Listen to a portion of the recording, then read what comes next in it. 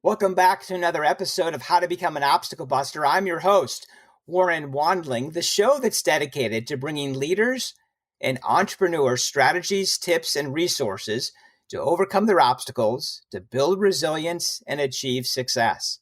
Hey, if this is your first time listening or you've been part of our community for a while, thank you for tuning in today. Before I introduce you to my guest today, I want to make sure that you're aware of a new resource to help you to be resilient. It's our private Facebook community called Leadership with Purpose. So you can either search in groups in Facebook and search Leadership with Purpose. And I'll also make sure that link is in the show notes as well. In our community, I share strategies, tips, and resources so you can step into less stress, greater profit, and experience the work you love. It's also a great place to connect with other like-minded leaders. So I look forward to seeing you in our community. Our sponsor for the show today is Audible. If you love listening to podcasts, I know you're going to love Audible like I do. It's a great way to be able to listen to books that you want to read this year. So if you're not already subscribed to Audible, let me get you a free book and a free 30-day trial. The book that I recommend is The Compound Effect by Darren Hardy. By simply visiting warrenwandling.com/audible, you can grab your free book and your free 30-day trial to Audible. Again, that's warrenwandling.com/audible. WARRENWANDLING.com/AUDIBLE.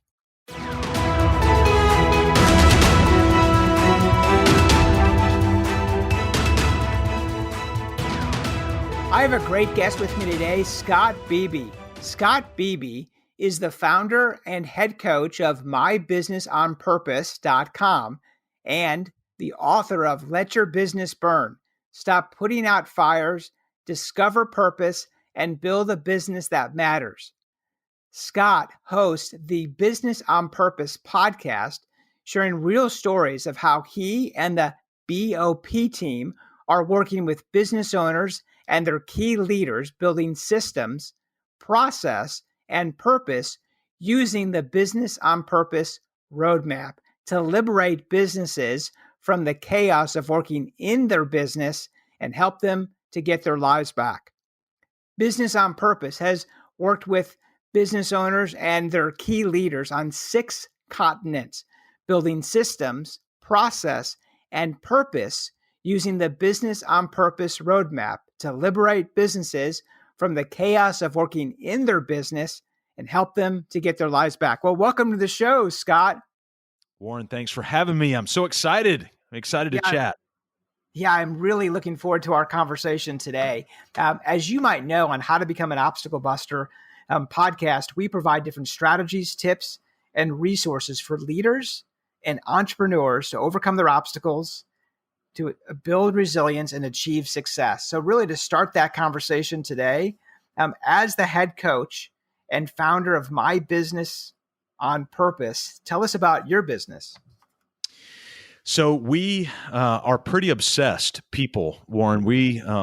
We obsess constantly about liberating business owners from the chaos of working in their business. And so all the decisions that we make, the clients that we have the privilege of being able to serve, the offerings that we deliver to the marketplace, and all of those sorts of things really try to align under that one really heroic mission, not heroic on our end, but certainly for our business owner clients.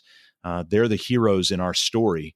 And so the opportunity to be able to serve them, many of them are living in lives when we get in touch with them of just chaos, wearing too many hats, constantly throwing Hail Marys, feeling like there's never enough time in the day. And so we have the privilege of being able to walk side by side with them very prescriptively, very confidently, to coach them through to get them to a point to where they really do have time for what matters most. Well, that's an awesome mission for entrepreneurs and those clients of yours, because they probably went into business or had that passion to do what they love to do, but they find themselves then working in their business instead of on their business. Yeah. Yeah, it is pervasive. I would even say it's epidemic You and I are talking at the time of a massive realistic medical epidemic, and there are underlying epidemics going on. I mean, you think about the numbers from the Small Business Administration for those listening in the United States, but they're very true in other parts around the world as well, especially the developed world. Is the overwhelming number of business entities that are out there are businesses well under 500 employees, and so many of them are businesses between 2 and 25 employees. Well, think about this. The business that has 500 employees has 4 systems: administration, operations, sales, and marketing. The business that has 2 employees has 4 systems: administration, operations, sales, and marketing. And the business with 500 employees has to deal with licensing and taxes and insurance and onboarding and hiring and all the same processes that a business that has 1 or 2 or 8 people has to deal with. Now, obviously, there's volume and scale and all of those sorts of things. But in time, the leaders or the owners of a big or small business have more people to be able to throw those things to. And so where our sweet spot is, we really spend a ton of time with those heroic business owners who have between 2 and 25 employees. And the reason we love that spot is because the owner typically is still very engaged in the mission of the business. And yet at the same time, they're what I said earlier, they're waking up every day just kind of throwing a Hail Mary. We talked to a business owner this past week who owns a local, it's a dealership. It's not a car dealership, but it's another piece of equipment kind of dealership. And so he owns it. And we were like, hey, walk us through your schedule and all that. Oh, man, I'm 6 days a week, and there's not a day of the week I don't wake up at 2:30 in the morning with anxiety. And Warren, that's not the goodness of running a business. That's not the sweet spot of owning a business. Owning a business is one of the biggest gifts that a human being can have. It's challenging, it's tough, it's rugged, it's all of those things. But when we own a business, there's so much life we get to be a part of influencing. But we can't influence it if we are, as you mentioned, constantly working in the grinds, in the gear shaft. So we've got to spend more time working on a business. The problem is there's so many Band-Aid solutions. Hey, I need marketing help. I need sales help. I need pricing help. I need whatever. And very little, and I used the word prescriptive earlier, very little prescriptive roadmap solutions to go, hey, here's the playbook from front to back. Now let me walk with you as you go through this. And it's something we've been able to work with a lot of people on. And you talk about just clarity. And that's really what a lot of business owners are craving, is that clarity. Well, that is a great mission that you're on, to be able to help those business owners break through. And you've kind of touched on it, Scott, but what is the greatest obstacle your clients encounter? There's a lot of piecemeal obstacles. Thinking through this, I actually think I've distilled it down to another obstacle than what I'm used to sharing. And I actually think it might be ego. And I don't mean that to be offensive to anybody. I think we all struggle with it. But the reality is a lot of times, we could blame it on, I just don't know, or I'm not very experienced, or I don't have enough education, or, my personality is risk tolerant, or whatever. But the reality is a lot of times, think about this. In where you're at in Overland Park. So you drive down the road, you're in your car or you're in your truck or whatever. And all of a sudden you look over and there's this, Sprinter van, and it's got Cindy's Plumbing on the side. And you look over and you see not only that van, but then you drive for another 20 minutes and there's another van, Cindy's Plumbing. The first thought in your head is, oh my gosh, Cindy's killing it. Like Cindy's crushing it. She's got 2 vans and they're in different parts and they're busy and they're rolling and all of that stuff. And the reality is, statistically, the business is crushing Cindy. Cindy's not crushing the business. But we look and we're like, oh, wow. And so instead of Cindy going and finding somebody who can help, Cindy just kind of does it all herself. Now, it's not a selfish, egotistical thing, but it's one of those things to go, I don't know that I want other people to know that I'm not crushing it. And so this past year, we hired a full-time business coach with us. And in the months and months of training that we went through, I'll never forget, he called me one afternoon and he goes, oh my gosh. And I said, what? And he said, I just met with so-and-so. And the previous role that our new coach played was a very significant leader of a local nonprofit, where he was very engaged with a lot of local business owners, connected to them, actively asking them for money in terms of fundraising and all of those sorts of things. And all of a sudden, he's meeting with these same business owners, and now they're showing their financials. Well, he's seeing behind the scenes. Now, mind you, he played a role for years where he was actively basically asking for them to fund certain things that they were doing as a nonprofit. And then he gets in the back of their books and he's starting to realize, oh my gosh, had I would have known, I don't think I'd have ever asked them. But the problem is the Cindys of the world, pardon for anybody named Cindy, I'm not picking on you, but the Cindys of the world, one of the most heroic things you can do is kind of wake up from that Tuesday fog at 5:48 p.m. where you still have estimating to do. You still have bidding to do. You still have billing to do. You still have tax paperwork to do. You still have to call your insurance person back. You still have all those things to do. And it's almost dinner time, but they have to be done by tonight. The most heroic thing you can do a lot of times is wake up and go, I need help. I need help. And so a lot of times the biggest obstacle in the way of the business owner is not their lack of capability to do the technical work. It's not their lack of capability to go sell the work, to even do bookkeeping and to do all those other things that I mentioned. But it's the ego gets in our way to go, I can't do it all. I can't do it all. Even in a one-man show or a 500-person show, I can't do it all. And so the most heroic business owners are the ones that look up and go, I need help. Yeah, I think that's like spot on, Scott, in reference to ego, because as entrepreneurs, that trait of wanting to do it all your own and not have someone else help, or that ego, like you were mentioning, of asking for help, thinking that you made it last month and you made it last year, you could just continue to push through. So since you've built a successful business, what was a key strategy that contributed to your success building your business? So, I wish I could boil this down because I think it'd make it a lot easier. There really wasn't one. I'll tell you out of the gate, there were a couple of big risks that I took. So I'll talk about those risks because I think that might be helpful. I'm very sensitive to when I read books or hear somebody's story and they tell the story, and typically it's a story, Warren, that goes something like this is, I had this, I was doing this, whether it's a business or a thing or whatever, and I just gave it up. I just gave it up and I gave it away and I went on to this new adventure and I jumped out of airplanes and all that stuff. And they never dive into like kind of the darker places, the tougher places, the more real places. And so there was a couple places I'll take you into that may be insightful. One is February 27th, 2015. I was leading a non-governmental organization about 9 o'clock that morning. By noon, I didn't have a job. And it's 39, married, 3 kids, one in high school at that time, and no job, like no income. And you talk about sobering yourself up really, really quick. And on that Monday, I made a decision. I'd had a past of working for a couple big multinational companies, Thomson Reuters, Pfizer.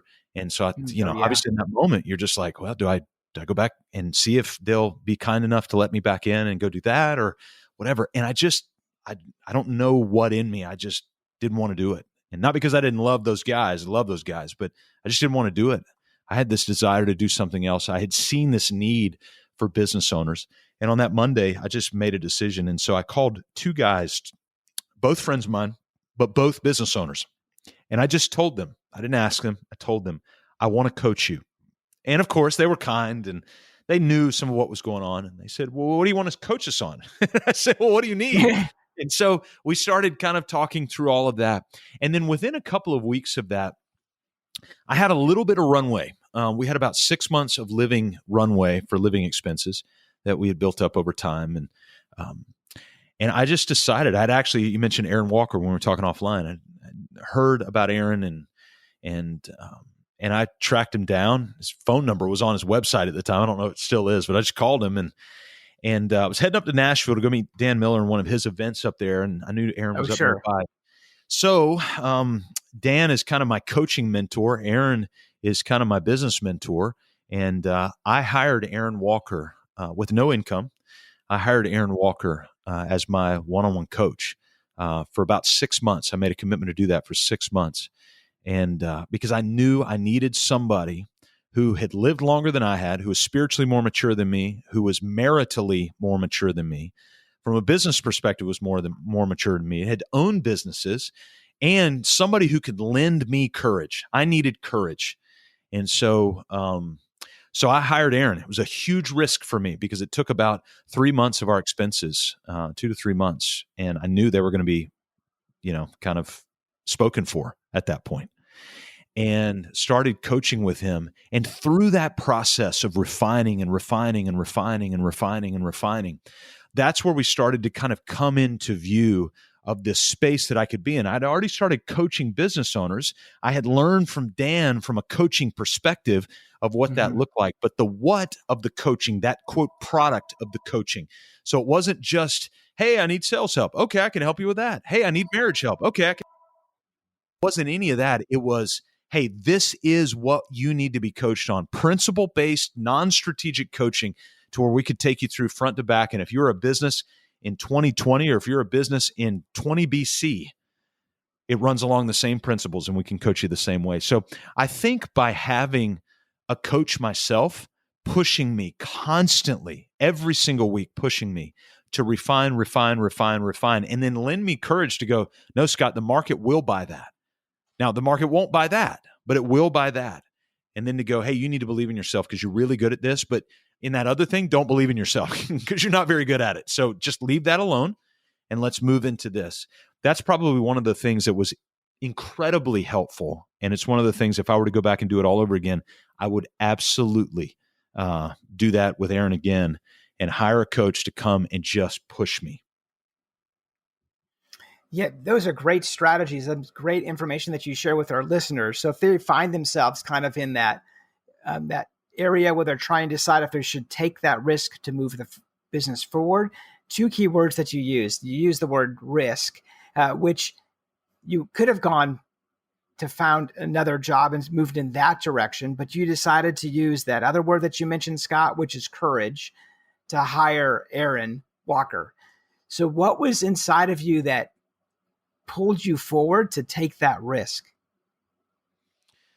I needed to put food on the table and save for college. So those are kind of the immediate things that were there.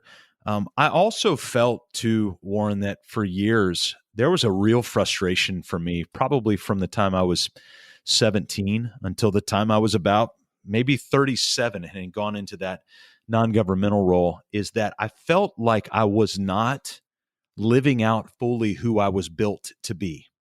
Now, that's not to say that I was, deeply involved with drugs and doing all this stuff. I don't have that kind of story, and I don't ever want that kind of story. But for me, it was just, it's kind of that good, great thing. I felt like I was doing really good things, but I didn't feel like I was living in that kind of the greatness of who God had created me to be. Not that that's a self-serving and I need to be up on a pedestal to do it. In fact, living out what God has built in me really doesn't require a pedestal. So I'm really thankful for that because I don't know that I could handle a pedestal that well. There's a lot of pressure and temptation that comes with that. So I'd rather not do that. And I'd rather work kind of in the trenches with people because there's less pedestal time for that. And so I think just going back and thinking through who has God really built me to be? And not just the inspirational side, courageous and brave, and that's all good. It's all good. But technically, skill set wise, because I look back at all of history, and you can go back way, way, way back, like 3,000 or 4,000 years. And there's evidence of this in some of the Florentine museums in Florence, Italy, is they have these reliefs in there, these plaster reliefs that an artisan has made. And on those reliefs, if you go back to like 3000 BC, it's your first architect and it's your first agriculturalist and it's all of these professional industrialists that came along. And that's what I wanted to know. is how have I been built from an industrial standpoint, a commerce standpoint, a technical standpoint? Because within that technical skill set capability, I can now walk into relationships that prior I would have never had access to. And so it's been a real gift to be able to go into that. And I really had a fuel to try to figure that out. And what's really cool is today, I know a lot of people struggle to go, I don't know what I want to do. Like, I don't want to do what I'm doing now. I do. Like, I love what I'm doing now. And so, and I also don't agree with the adage of you'll never work a day in your life. No, we work hard, man. Like Yeah, right. Exactly. It's a grind. And there are days that I wake, kind of finish the day and I'm like, man, I'm tired. But I know that I've lived out what I was built to be, and I wanted to go on a mission to find that. Yeah, thank you for sharing that insight, Scott. Absolutely. So as the author of Let Your Business Burn, Stop Putting Out Fires, Discover Purpose, and Build a Business That Matters. And I love that title, by the way. Thanks. What inspired you to write that book? One of our core values at Business on Purpose is write it down. It's literally one of our 5 core values. Write it down. I've thought about this deeply about the written word. I used to hate reading, by the way, and was able to make a shift in my life in my 20s to really become an avid reader. And I thought about the value of a book. The value of a book is I can take a woman or a man's words from a year ago, 500 years ago, 3,000 years ago, and I can understand their mind. And I thought, what a gift. And then I got to thinking about the world's major religions. What makes a religion a religion? Well, part of it is they all have a book of some kind. I mean, it'd be kind of awkward if you go, hey, what do you believe? Oh, I believe in this deity or this figure, and go, oh, I'd love to read about them. Oh, we don't have anything written. It's just all in my head. And so that's just weird. And so we also subscribe to this adage. I don't know where I heard this, but it says, if you don't write it down, it doesn't exist. If you don't write it down, it doesn't exist. And so we did not write, I didn't write the books to sell a bunch of books. I sell about a book a day is what we do weekly tracking reports on everything in our business. And that's what it tells me is about 1.2 a day. So we're not getting rich off books. But one of the value of having the books out there internally for us as a family is my kids and my grandkids, which I don't have any grandkids, but eventually they will have my words. And I'm not saying it's going to change their life, but man, that would be really, really cool to have your dad's words in a book or your granddad's words in a book.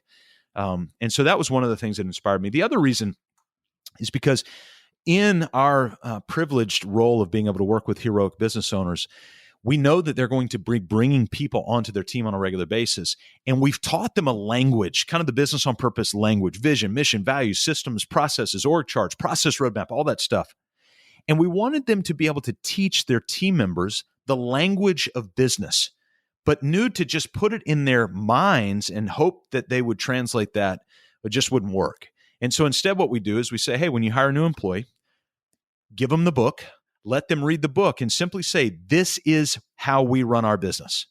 And then they could read the book because we've literally written out every step that we coach through our Business on Purpose roadmap in the book with templates, with the verbiage, with stories, with the whole thing. And so a new team member or an existing team member can grab that book, read it and go, got it. This makes tons of sense because they're going to start hearing it around, but to actually see it written, it reinforces what you hear and vice versa. So I'm really curious, why is creating a vision so important for a business owner or an entrepreneur? The opposite of vision is chaos. So it's only important if you dislike chaos. But it's not important if you embrace chaos, if you love chaos. I don't love chaos. So what we have chosen instead, if you look back, there was a conversation with a Jewish figure from a couple thousand years ago. And it's a great story written about this Jewish figure. And it's a prophet, and he's having this conversation with God. And so this story is kind of played out. And if you go back into the Jewish history, you can read about all this story. And in the story, God comes out and he tells this prophet, write the vision down so that those who read it may run. Write the vision down so that those who read it may run. So as I started to think about that story, I realized, wait a second, it doesn't say where they run. Doesn't mean that if you write the vision down that they're going to run towards it. They may run away from it. So they actually have two options. And so the power of a vision story, in fact, I think it's very inhuman and inhumane when we don't have our vision story written out. And the reason is, think about this. When you bring that new teammate in and that new team member comes in and goes, all right, man, I'm so excited to be at XYZ business. This is so exciting. I'm so excited about my first day and all that stuff. And where are we going? Like, where are we headed? And the business owner goes, well, today we're going that way. Okay, awesome. And they wake up the next day. Where are we headed? Well, we decided to shift. Today we're going this way. And then it's just all over the place. It's akin to a boat being out in the ocean with no GPS and just kind of going in circles. And the reason that a lot of team members hate their job, you go back to those Gallup numbers of 80 some odd % disengaged with their work. Well, why are they disengaged with their work? Is it because the business owners are evil and bad? No. Is it because the businesses are boring? Heck no. I mean, Container Store was ranked number one place to work for like a decade or so. It's containers. It's plastic boxes. Is there anything more boring than that? So it doesn't have anything to do with the excitement of the product. What ends up happening is what really engages and motivates people is vision. Vision. They want to see where they're going, because if they see where they're going, now they can answer the question, do I buy into the mission as to why we're going there? And so the very first thing we have every heroic business owner do that we work with is to write out a multi-page, 7-category vision story. And it turns into be about 3 to 6 pages. This is not a sentence and it's not a paragraph. That is not a vision story. That's a statement of something. I don't quite know what, but these are very detailed. It's not just saying, hey, we're going to Boise, Idaho. It's saying we're going to a city nestled among the east side of the, Cascades or the Rockies or wherever Boise is. Beautiful trees, outdoors, snow in the winter, warm sun in the summer, and you start to write these things out. And so now, Warren, if I come to you and go, hey, Warren, I'm going to Boise. You're like, well, I don't know what Boise is. But then if I come to you and say, hey, Warren, I'm going to Boise, which is a place that has beautiful snow in the winter, sun in the summer. It's nestled among the mountains. It's got beautiful trees. And I start to detail that out. Now you have a real decision. Hey, yes, I want to go. Or, oh, man, that's good. You enjoy, but I'm going to go this way because I've got a different vision. And so we've got to write the vision down. And we get so frustrated when people leave our vision. Why aren't they bought in? Well, it's because we don't have it written down. And when we don't have it written down, we can't share it with great clarity, which is so important, which I talked about earlier, and we can't share it with repetition. And repetition is the mother of all learning. Yeah, I would agree. Yeah, I love that process of having that vision and the way that you walk your clients through that, you're painting the picture. And we think in pictures, so it's clear of the direction of where you're headed. Yeah. So you've been quoted as saying, whatever system you plan to use, implement it. Can you expand upon that for our listeners? Or we get so many. I just got one 2 hours ago from an architect. So we do a group coaching call for architects around the world. And one of them said, hey, can you share with us some of the best project management tools to use for architects? And my response is, the best project management tool ever for architects, ever in the history of digital project management tools, the very best one to use is the one you'll use. That's the best one. And so whatever the system is and really the process is that you plan to use, just do it. If it's a spreadsheet, do it. If you're going to buy Basecamp as a project management tool, use it. If whatever it is. But what happens is we buy all this stuff. It's like gym memberships. How many gym memberships are purchased and actually used? And so people say, well, what's the best gym? My response is, who cares? The question is, you're going to sweat 30 minutes a day, and whatever gets you to sweat 30 minutes a day, do it. Just go do it. And so it's really important that we've got to focus. The author just slipped me, but the quote I love, vision without implementation is hallucination. And you can put anything in there. Process without implementation is hallucination. Systems without implementation, hallucination. So the implementation is so crucially important because the tool itself, man, they're all pretty good. Like, whatever CRM, they're all pretty good. They're within a feature or two of each other, but it's really the one that you'll use. Yeah, I love that. Thank you for going to detail, because I think that's where people get hung up. And that's the shiny syndrome. There's the new CRM or the new tool, and they chase that thinking that that is where the secret is. But I think your secret is obviously implementing it. Yeah. And I'll give you a little hack. Some people will go, well, how do I stop the shiny object syndrome and all that stuff? Yeah, that'd be The great. places that constantly are advertising those new shiny objects, that's what you've got to turn off. And so if you're constantly being bombarded with new tools from scrolling Facebook ads, then you've got to turn off Facebook. And because it's just going to keep happening. I'm susceptible. I'll see a new tool and I'm like, that's amazing. And I'll text Jesse and I'm like, Jesse, we got to do this. And she's finally gotten to the point where she'll go, do we really? I'm like, you're right. You're right. But if you turn them off, you won't see them. And if you won't see them, you won't be tempted by them. But we do know that spreadsheets have been around for, 50 years. And so those work really, really well. So I've got a $1.5 million architecture firm, been in business for a decade, do amazing work. They just got rid of their expensive project management software and built a spreadsheet. And that's what they're using. Wow. Because they use it. Yeah. They implement. Yeah. It's the only thing they'll use. So I believe that success leaves clues, and one of those clues are the authors and books that successful people read. So what are some books that have influenced you in your business? Oh my gosh. Well, they're not all going to be business books. Obviously, I'll give you kind of a few. We've actually got, I think it's on our website at My Business on Purpose. Somewhere on there is our top 4 books that we recommend everybody uses. But E-Myth is kind of the Bible. It's the ultimate awareness book. It's the book by Michael Gerber that will tell you, Houston, we have a problem. And so it's a great book. The whole reason we built the Business on Purpose roadmap is in response to E-Myth, because I didn't feel like E-Myth guided you through step by step to how to resolve the problem. And so, but E-Myth is the ultimate book to tell you, hey, we've got a problem. The second book on that list is The Checklist Manifesto by Atul Gawande. If you want to be a business owner, you got to love process at some point. And if you want to understand process, then read The Checklist Manifesto. It is a brilliant book, and it'll give you background around that as well. Mike Michalowicz's Profit First. Every single business owner with 2 to 25 employees should be implementing Profit First into their business. And then 2 marketing books that I'll recommend, the 2 best marketing books I've ever read. Number 1, Seth Godin, This is Marketing. It's a great philosophical understanding of marketing. And then the best implementable plan for marketing is Marcus Sheridan's They Ask, You Answer. So those are the 5 business books that I would recommend for any business owner who's got between 2 and 25 employees. Now, the other authors, though, I mean, the authors that are my jam, it's like my gangster list of authors. Probably many of them have nothing to do with business. Thomas Friedman, who wrote the game-changing book, The World is Flat.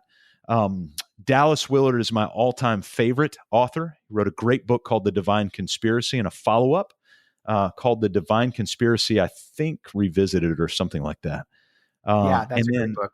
My favorite international author, Chinua Achebe, who's a Nigerian author from the Biafra part of Nigeria and writes incredible books. Probably his most notable, he passed away just a few years ago, is called Things Fall Apart. Oh, that's really fascinating. But Scott, I could go on and on. Yeah, no, that's really fascinating because if you're well-read across topics and authors, which is probably impactful in reference to developing the systems that you have to help business owners be successful. Yeah. Yeah, I think we ought to be reading artists.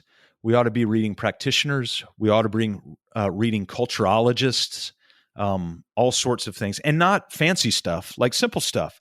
We're the book The Alchemist. I can never pronounce the author's name, but The Alchemist. Great fun adventure book. Paul Pilzer? Well, Paulo Coelho or something like that. Okay, Even going back to Old Man in the Sea. When I take our boys camping, my boys are in high school. Like they're in eye rolling phase where they could roll their eyes if they wanted to at old dad. And I pull out Old Man at the Sea, and I just read to them, and they love it. We talk about that guy all the time, and they're not like hyper readers sitting in the room all day and reading, but to bring these books out, Thomas Jefferson said, "I cannot live without books," and I agree. Yeah, very good. Well, thank you for sharing your list. So, what does the future hold for you? Are you working on any special projects? Yes, we are. We have spent our bread and butter and where we really bring a ton of value for business owners is just, in the trench, in the room, one-on-one coaching, small group coaching, things like that. But what we've done since we started the business, we intentionally began to capture all of our coaching content, and we digitized it. We spent thousands of hours and tens of thousands of dollars taking all of that and putting it into what we call the Business on Purpose roadmap.